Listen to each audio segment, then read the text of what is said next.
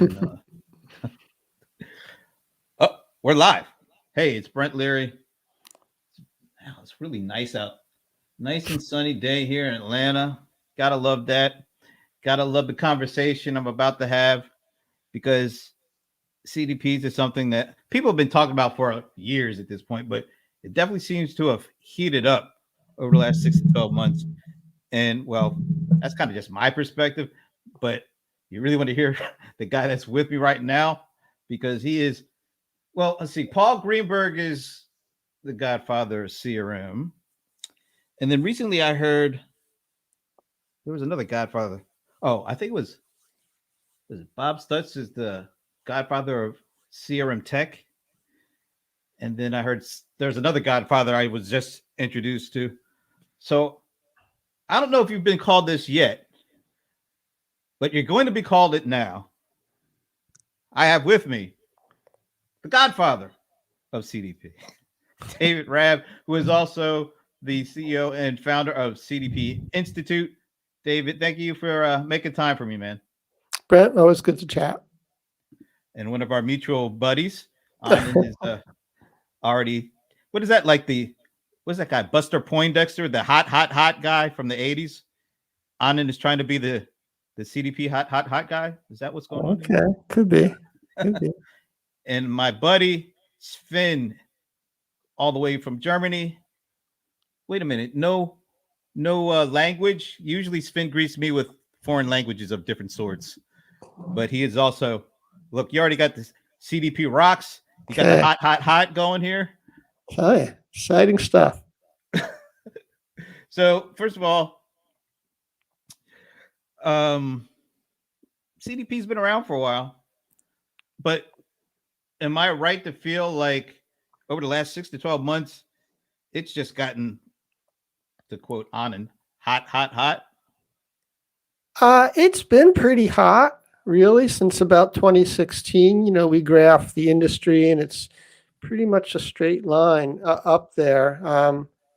Certainly, the pandemic ended up accelerating the industry a bit. There was a little pause, like, you know, at the start when everybody kind of froze in place, and then everybody was busy just getting their workers set up to work remotely and things like that. But once they got over that initial hump, then they said, well, you know, we got to do digital, and we got to get all our customer data in one place. And that very, very, very quickly, that road leads you to the CDP. So it's been a booming industry. You're right, for the last 6 to 12 months. Wasn't there a bit of apprehension, or I don't know, there seemed like some debate going along whether CDP was really something different or was it a marketing term? But it feels like, at least over the last year or so, a lot of the doubters or a lot of the doubt is kind of dissipated. Were you getting any of that? Because I know some people, you had mentioned CDP a year ago, and like facial tics and recoiling would go on, but I'm not seeing or hearing that as much as I used to. Well, that's good. The drugs are working. Well, you know, Bob Stutz was the famous one when he was at Salesforce, who said, you know, CDP is a fad, or whatever it was he said. But he came around as well, as did Salesforce. I think that people were very confused, and unfortunately, many people are still confused about how a CDP differs from a CRM or a DMP or a data warehouse or any of the other things. So that was what I think led a lot of, when it was first introduced as a concept, to say, no, we already have a customer database. And in fact, we have several, right? So what could possibly be different? But it's now kind of been established, I think, in most knowledgeable people's minds that none of those other systems does the same thing that a CDP does, and none of them solve the problem that a CDP has, which you're about to ask me what it is. So I'll tell you. Or you can ask, I'll just wait. So the problem that it solves is that all those other systems have customer data, but they have their customer data. CRM has its customer data, the web personalization system has its data, the e-commerce system has its data, and it doesn't come together anywhere. That's what the CDP does, is it brings it all together in one place. None of those other systems do that natively, and architecturally, they're all set up to do something else, and they're not really suited at the technical level to pull together all those different kinds of data and assemble from a customer view as opposed to some other view, and then share that all out, which is pretty much the definition of a CDP. So someone might assemble a view but not share it, for example, because they just want to use internally. CRMs are really bad, for example, at sharing data, and CRMs aren't that great at pulling in external data either. So it took a while, I think, for people to realize that, no, this is a different thing, and it's worthwhile. The pain was there. And the reason that CDPs took off and then grew steadily was because there were so many people, even before they ever heard what a CDP was, who were struggling with the fact that my data is all siloed, right? We've been hearing about silos for decades. And they thought their data warehouse would solve it, or the data lake would solve it. But those, although they pull in data from different places, they don't pull it all in, or they don't prep it from a customer view. There's, again, just slight little nuances in what they do that a CDP does. So eventually it dawned upon, no, there's actually this particular set of requirements that nothing else does, and that's what a CDP does. So, and that, I think, maybe, I'll be optimistic, maybe people actually understand that a little better now, or more people understand it. Well, maybe people had to understand it because they had no choice with what went on with the pandemic, and most of a great number, an accelerated number of interactions became digital, which is those data outputs from those digital interactions. And so they had to figure out, and they were coming from all over too. So they accelerated, they're coming from different parts of the business and different perspectives of the customer relationship. And so in order to kind of make sense and be able to go more direct interactions with a customer, was the CDP the thing that they finally said, all right, we got to go full bore into this now. There's no pussyfooting around. We got to figure it out and figure out the best way to leverage this data to stay connected with customers. Yeah, and I think they had to do it quickly, and because otherwise you kind of, let's see if we can get the data warehouse guys to add a few fields here. Let's see if we can add some custom objects to CRM, or let's play some games, basically. And it takes a long time to figure out that that doesn't work. And people didn't have time for that. Just say, I can buy this thing and it'll be up in, a few weeks, whatever the vendor's promising. Yeah. That's fabulous. Just do it, and because we don't have the time to mess around with these other things. And money is important, but money is not the only, we'll spend some money if we have to, because it's mission critical. We just had no choice. So I think that had a big impact on just forcing people to sort of just do it already. Also, do you think this whole specter of third-party cookies going away and having to build direct relationships with customers, and everybody's talking about first data, not the first-party data, because things are going away. You couldn't have people coming to your store like they traditionally did, or you couldn't go to a retailer because people couldn't go to the store. So you had to build a direct relationship so that you could sell your stuff. Are you seeing that as a significant driver in kind of the developments over the last 6 to 12 months? I guess now two years at this point with what's going on.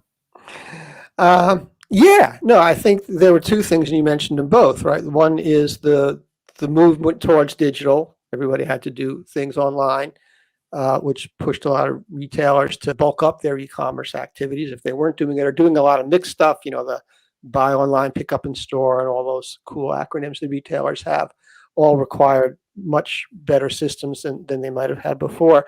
And the privacy thing, which, third-party cookies in particular, has a huge impact, more in Europe than in the US, but in the US as well. And people, they said, well, we can't use third-party data.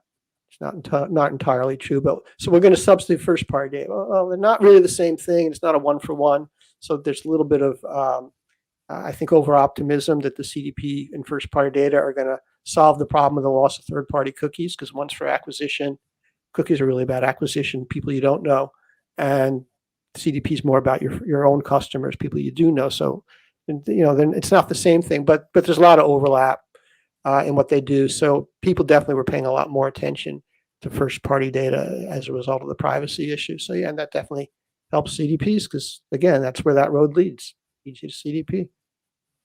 So, how has CDP technology evolved over maybe just the last 2 years compared to when I think you said 2016 is kind of when they initially started the increase, but how's the technology itself changed because of what's going on over the last 2 years?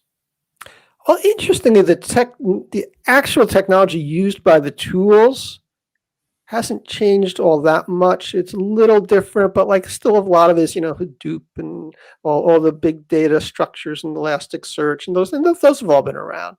The only really interesting technical change is things like Snowflake and Databricks have become way more prominent. And they're very interesting technically because they can handle the mix of data types that a traditional relational database couldn't do, but they can still take a SQL query like a traditional relational database. So they made it a little easier to build a CDP. Other than that, what's changed is not so much the underlying technology that's used, but the maturity of the applications that are built on that technology. So we have much better tools now for data quality management and governance and all the privacy related features that have become much more important are built increasingly into the CDPs. Certainly that wasn't really that much of an issue 5 years ago. And then the CDP vendors who go beyond just building profiles, which all CDPs do, but to also providing campaign management and analytics and sort of functionalities, application functionalities or activation functionalities. On top of the CDP, those guys have all had now 5 years to mature their products. So they just keep getting better and richer and more advanced. So depends on where the vendor came from. A lot of these guys started out as, say, campaign managers, what I call marketing automation. Nobody calls them campaign managers except for me because I'm like ancient. That's what they were back in the day. They were a campaign manager. You kids today don't know. Anyhow, those kinds of tools. Those, some of them started like that, so they were very good at journey orchestration. Others added that on, and so you always start simple and you get better. That's just how it works. Yeah. Well, most of the big CRM vendors, I think pretty much all of them have acquired the components and integrated into their platforms. And of course, kind of the background is from a marketing perspective. But have you seen companies? I know Oracle with CX Unity, one of the things that kind of helps them sell what they're doing is they have all these other business applications, supply chain management, ERP, CRM, all these, and they're able to aggregate it from not just one perspective, which is marketing, but from all across their stack pretty much. Are you seeing more companies, more customers, or more brands looking at CDP more holistically, or are they still pretty singularly focused on the marketing piece of this? That's actually been one of the bigger changes in the past year or two. In fact, is that the use of the CDP has extended beyond marketing up into sort of the enterprise level, and the privacy drives that for one thing, because the central corporate guys realize, hey, wait a minute, there's a lot of customer data here. We have to make sure that we're not going to break any rules, and the marketers don't really understand that stuff. And marketers tend to be a little cavalier about privacy, as you know. So that's been forcing the central corporate IT people to pay more attention to it. And then also, once the data gets assembled, or once people even start talking about getting all the data in one place, all the other departments they kind of get intrigued, like, oh wait, you have that data in one place and it's accessible. I want some of that. Waiter, come over here, bring that to my table.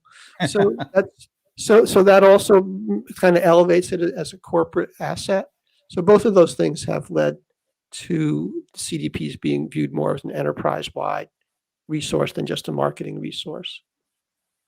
So what are the most important pieces to the CDP puzzle today, or components? And even what are things that are still kind of misunderstood from a brand's perspective, wanting to leverage what CDPs can bring them in terms of being able to understand their customers and interact and engage more, I guess, in a more real time with using the data, being able to interact in the right frame in order to connect? What are the things that are maybe big now that weren't necessary 5 years ago? Well, actually, real time, I'm glad you mentioned that because that has really cropped up. And I would say even in the last 6 months. I was just on a call yesterday with one of the vendors, I forget who they were saying like most of their CDP applications are real time applications. That really surprised me. And we consider real time to be part of the 6 things that you have to do to be a CDP. But we actually added real time a year ago because it was not part of our original list, but it's now become so critical because if you want to manage the actual interactions as opposed to just do analysis and maybe push out, audience lists to Facebook or to an email system or something, if you want to personalize your website interaction with the CDP data, you got to be able to read that CDP data in real time. Or if you want to update your retargeting list in real time based on what somebody just bought on the e-commerce site, again, you need to do that in real time. So real time has actually been a big change that's happened. Other features that have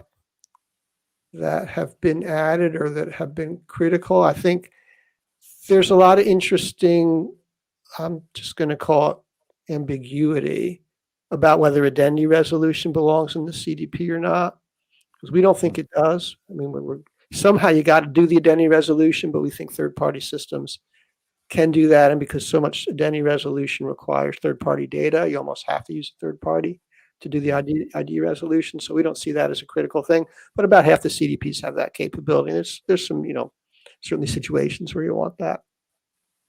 Other things, as I say, again, more of these activation features, the industry is almost splitting up into the enterprise systems that are just building a database and are assuming the data is going to be used by some external or other system for the website and for the marketing automation and so on. And then the ones that are used at marketing departments. So if I'm going to sell my CDP to marketing, not to the enterprise level, now the marketers want all the marketing features, right? So yeah, you can have, a journey builder in there. That's fabulous. You can have an email engine in there. Even great. I can get rid of my email vendor. So, they like to buy from as few vendors as possible. So those guys are sort of enriching the product in that way. And it's almost 2 different industries evolving, serving 2 pretty fundamentally different sets of requirements and even selling to different people. I'm going to pop this up from Norbert Ilano. Hope I'm saying that right, Norbert. Sorry if I'm not. How many real CDPs do we have in the market? From my understanding, a CDP must follow the user customer, which does not care about channels. But most preeminent CDPs have the channel approach. Means often they are more marketing CDPs than true agnostic CDPs. I guess we kind of touched on that. But how big is, how many vendors are there that you would consider to be kind of like pure CDP vendors? Well, overall, we count about 160 vendors in the market. We actually publish a report twice a year where we list them all out and kind of analyze that.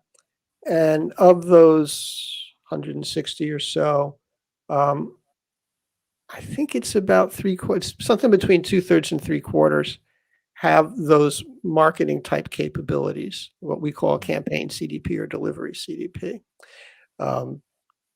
Then the other quarter to a third, probably closer to a third, are the ones who are really just doing the data assembly or maybe the data plus analytics like predictive, for example.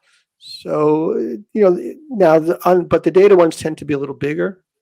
They're more of the pure plays. That's the segments and the teleums, the ones when you think of CDPs, that you're usually going to think about.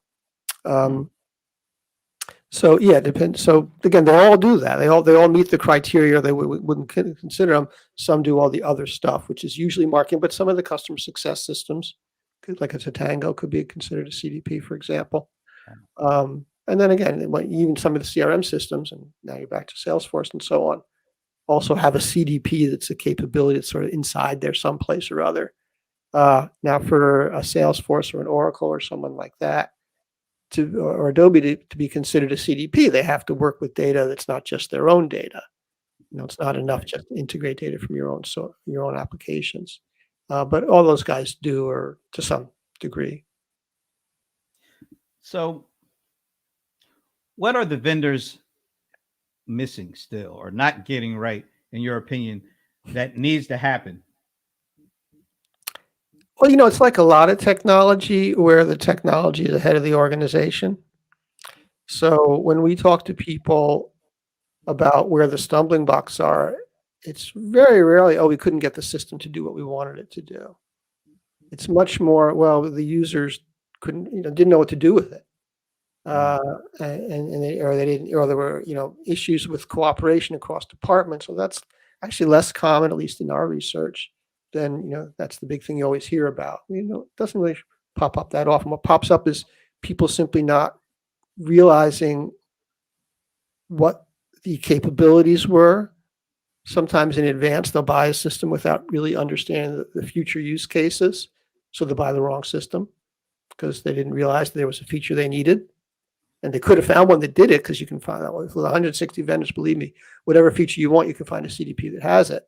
But you got to look. You got to know to look for that feature. And a lot of people just don't do a very good job of doing their needs analysis up front. So that's what you run into.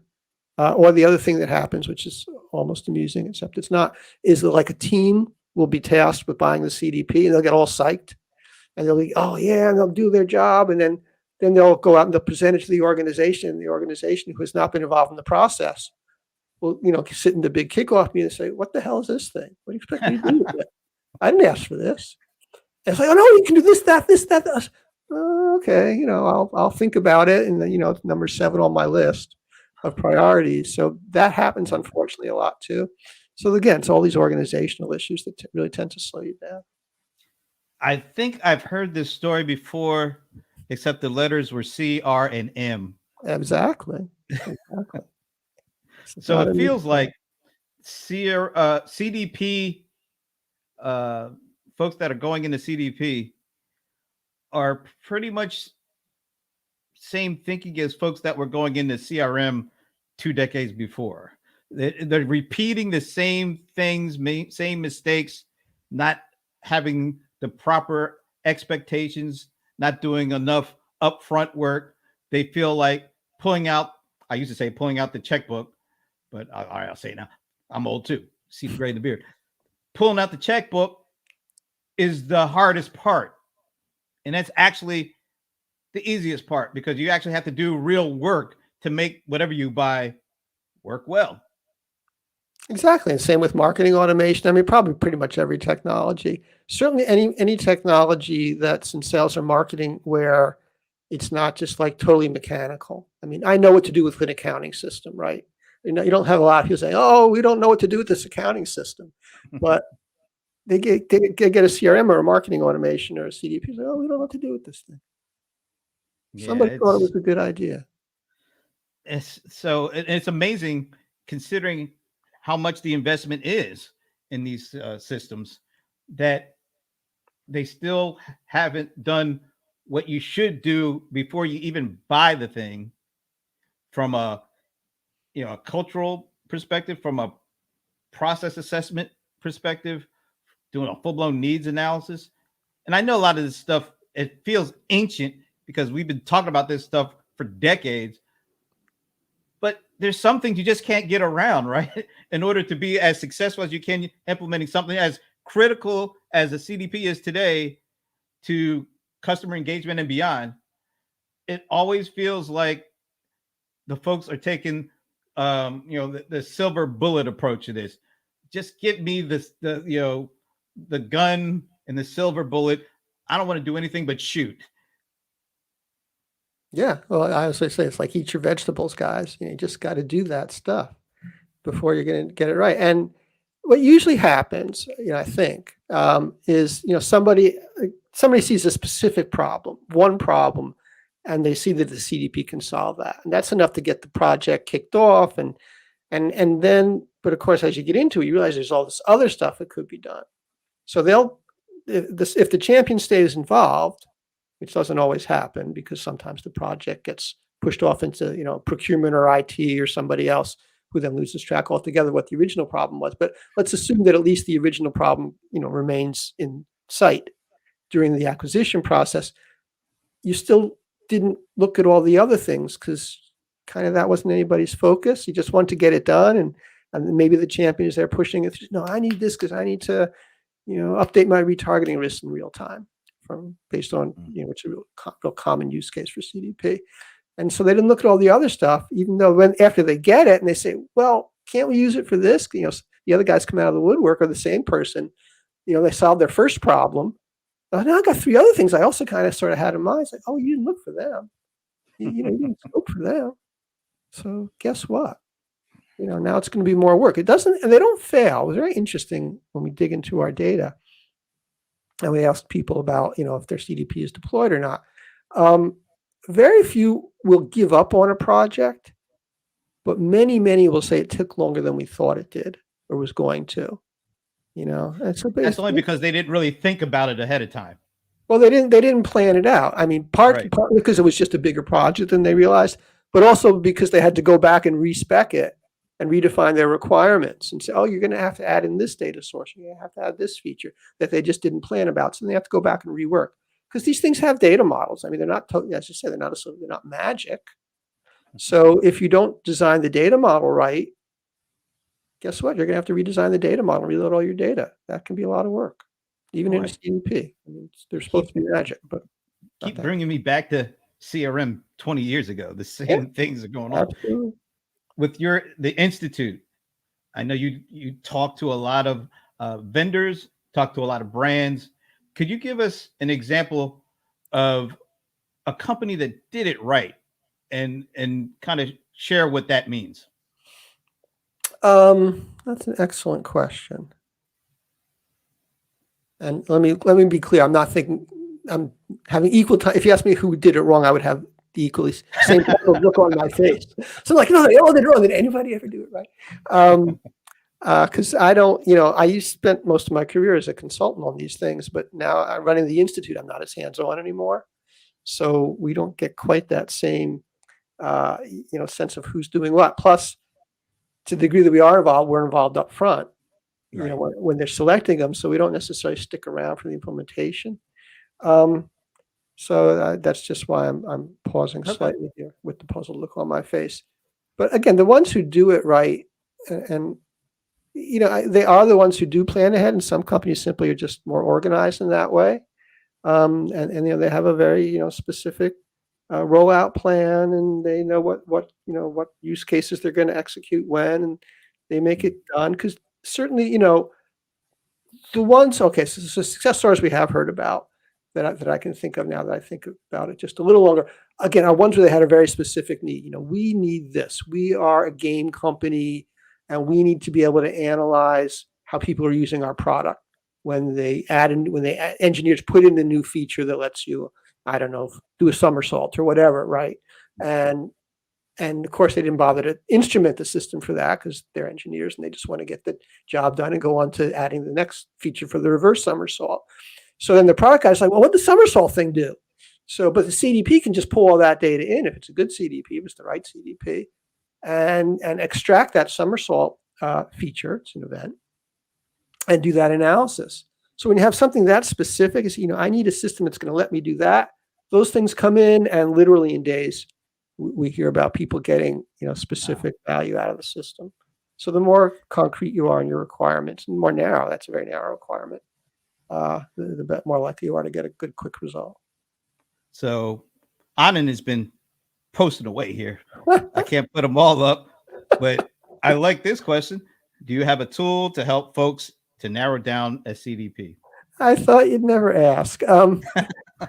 We do have a Rfp generator on the cdpinstitute.org website, which wasn't running this morning, unfortunately, but it's now back up. It's been a fun morning here. So cdpinstitute.org. There's an RFP generator at someplace on the homepage that lets you put in what your plans are, like to actually specify which use cases you have in mind. And then there's a magical little engine inside that says, well, these use cases imply these requirements. And then it pumps out a customized RFP that says, okay, these are the requirements you need to look for. So that's a super valuable tool. Yeah. Very slick, actually. And it actually also even suggests some vendors, but it purposely doesn't get too specific. When we built it, we actually scored the vendors, and we could, looking at all the points, we actually could tell you what the top vendors were for you, like literally ranking them. But we decided that we didn't trust the AI to do that right. Yeah. So we just said, we're just going to give you a list of, like, here's a bunch, and then we're going to offer you a consultation with a human being, consultant person, who can actually Nice. figure out what's going on, which is a much better way to do it. I like technology, but I don't like it that much. And then we also have a use case builder, incidentally, which is another tool that's sort of similar. You define your use case, and that's really helpful. And we did a lot of interesting analysis on those results recently in a paper that was fun. Cool. So generally speaking, would you say you have to be a certain size business? Is it mid-market, enterprise up? Are there use cases where smaller businesses would benefit from having a CDP at their disposal? There are a couple of CDP vendors who focus on small business. What they're usually going to do is they're going to have pre-built integrations with a platform like a Shopify, some common system that a lot of small businesses are going to use, and usually in retail. But by and large, small businesses don't have that much data. They tend to use one or two main systems.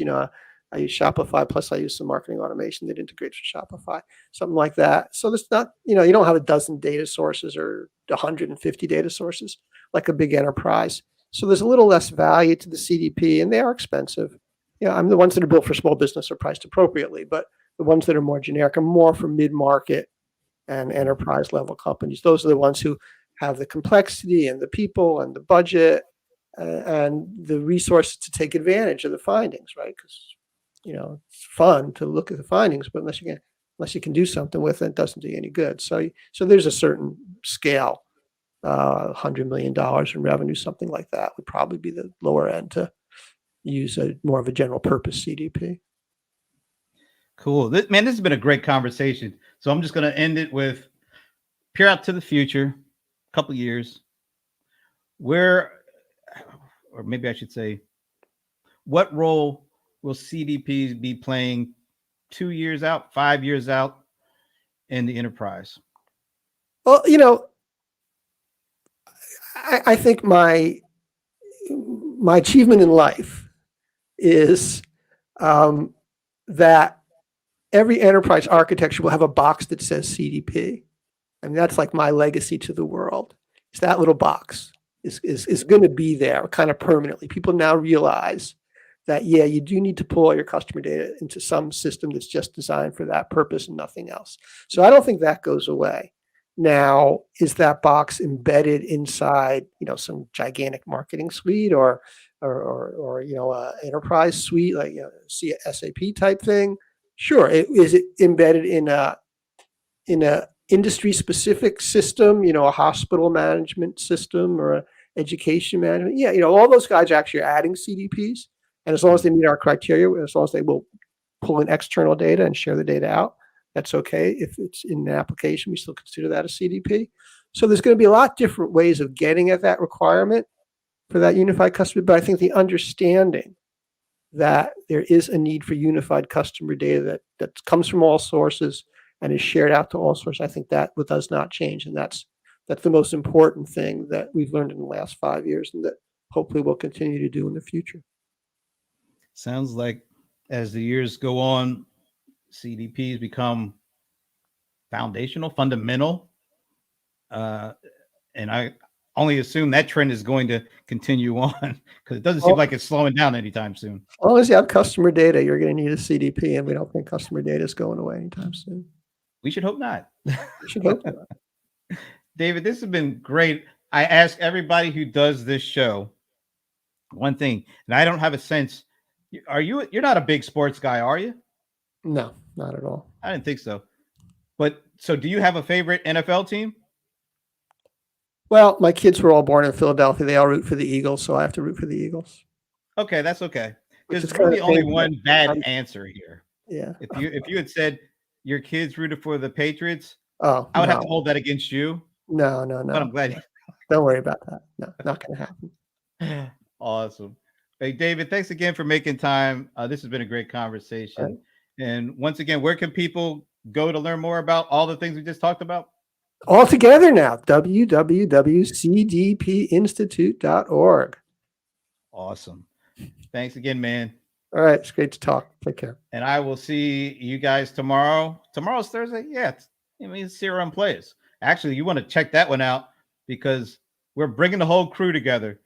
The whole 4 horsemen of the CRM apocalypse will be in the house tomorrow. So you're going to check that out. Thanks again. See ya. Take care.